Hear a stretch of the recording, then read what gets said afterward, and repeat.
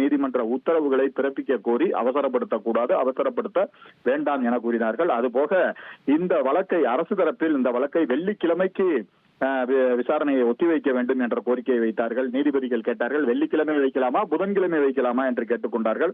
நீதிமன்றம் அனைவருக்கும் பொதுவானது என்பதால் அனைவரிடமும் தான் கேட்கிறோம் என நீதிபதிகள் தங்களது கருத்தை முன்வைத்தார்கள். விரும்புபவர்கள் இடைமீட்டு மனுக்களை தாக்கல் செய்யலாம். வெள்ளிக்கிழமை வழக்கு விசாரிக்கப்படும். அதன் பின்பு புதிதாக வரும் மனுக்கள் ஏற்றுக்கொள்ளப்பட மாட்டாது. அதுவரை கால அவகாசம் இருக்கிறது.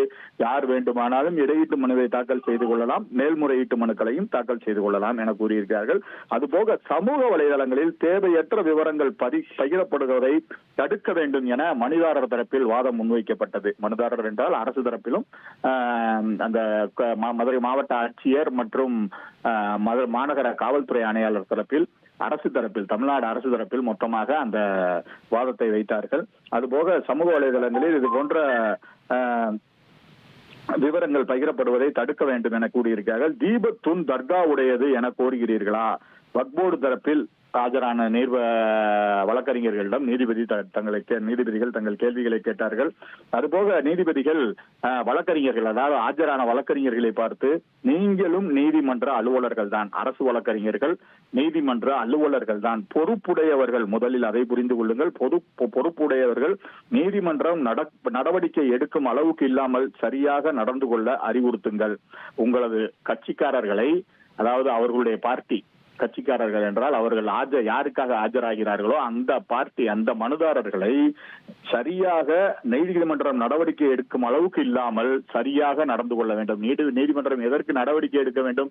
ஒரு தவறை செய்தால் தானே நடவடிக்கை எடுக்க வேண்டும். அந்த தவறை செய்யக்கூடாது என சரியாக நடந்து கொள்ள வேண்டும் என அறிவுறுத்துங்கள். நீதிமன்றமும் நீதிபதிகளும் ஏதும் சொல்லவில்லை என்பதற்காக எப்படி வேண்டுமானாலும் நடந்து கொள்ளலாம் என்று எண்ணி விடாதீர்கள்.